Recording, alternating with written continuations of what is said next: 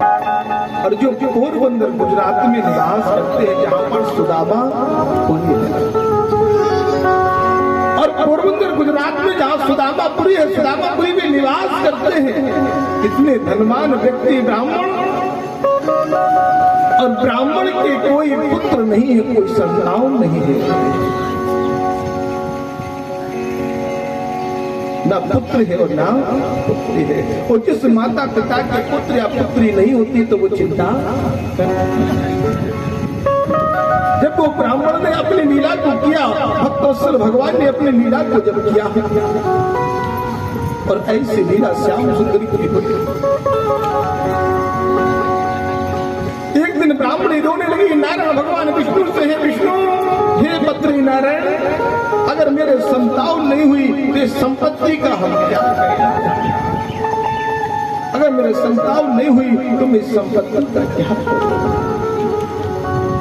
आकाशवाणी हुई है, ब्राह्मणी, तुम्हारी संतान तो हो जाएगी, लेकिन जो लक्ष्मी है वो नष्ट हो जाएगी। ब्राह्मणी बोली, मुझे संतान मिल जाए, लक्ष्मी तो आज है, कल नहीं है। लक्ष्मी कहीं रुकती नहीं है, किसके पास है, किसके पास नहीं है। जब ब्राह्मणी ने ऐसा प्रभु से कहा, परमात्मा ने कहा कि समय आने दो, और समय आने पर आपके संतान हो जाए।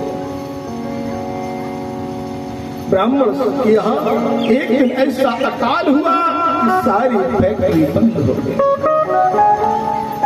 धीरे धीरे करके संपत्ति नष्ट होने लगी, और वो ब्राह्मण भी परमात्मा के धाम को चले गए।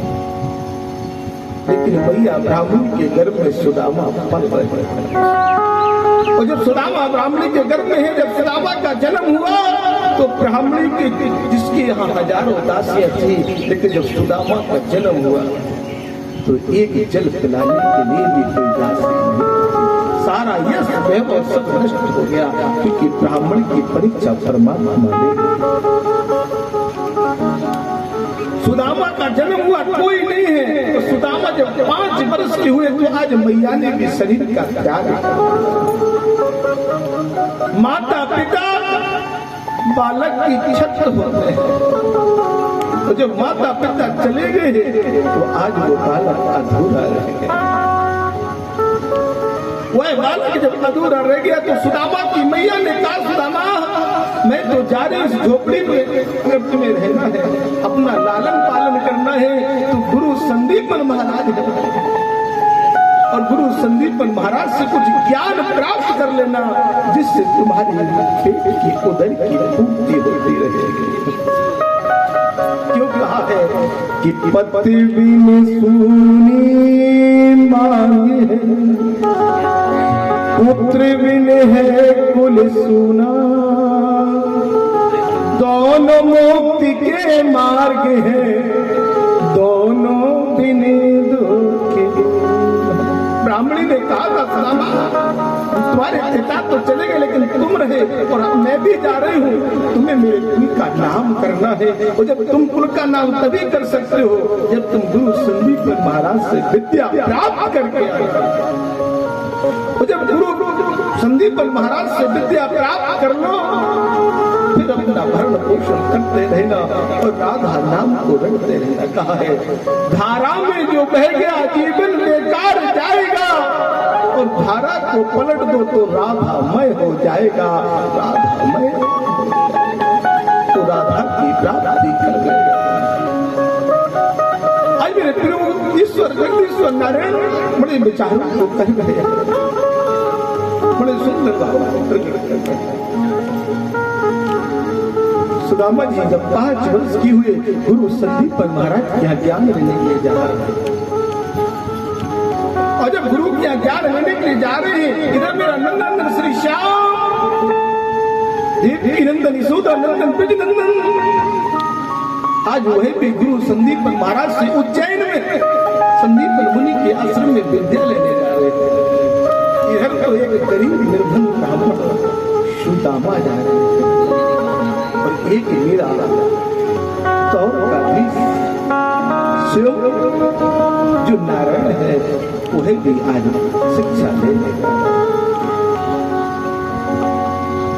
और जिसमें शिक्षा लेने के लिए जा रहे हैं, रास्ते में आज सुदामा के पैर में करील का कांटा लग जाता है। और जब सुदामा के पैर में करील का कांटा लगा और करील का कांटा लगने पर सुदामा जी हाथ से खींच रहे हैं, लेकिन वो कांटा निकल नहीं रहा। सुदामा ने पूरी कोशिश कर ली, लेकिन करील का कांटा नहीं निकला। तो आज गोविंद को पुकारने लगे, हे नारायण, हे जगदीश्वरीश्वर दीन बंधु भगवान, आप मैंने सुना है किसी रूप में आकर के मदद करते हो, भक्तों की पुकार को सुनते हो। ये गरीब ब्राह्मण इसके पैर में कांटा लगा है, गुरु से ज्ञान लेने जा रहा है, लेकिन आप किसी रूप में आकर के मेरा सहारा बन जाओ। सुदामा ने आवाज लगाई, वो आवाज कन्हैया के कानों में पहुंच रही है। सुदामा जी क्या कह रहे हैं बड़े भाव के साथ कि कांटो लागो है सावरिया,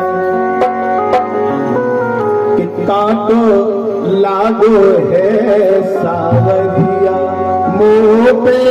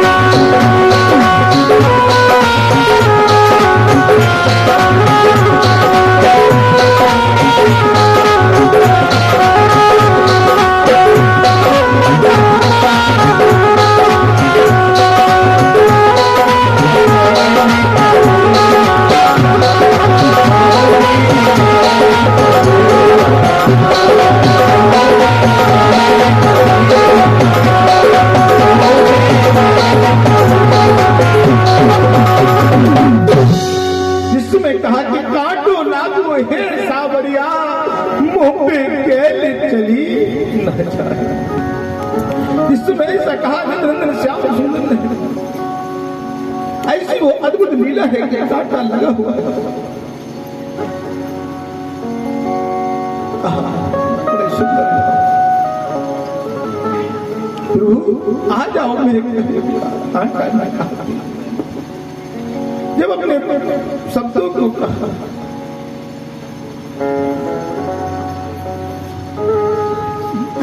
आज हम चारों को प्रकट कर रहे हैं। जो साजिश का काम होता है उसमें झगड़ा, लाला गुरु बसो को और साजिश जो बदरई की धूप होती है, उन किसानों से पूछो कितनी गर्मी लगती है।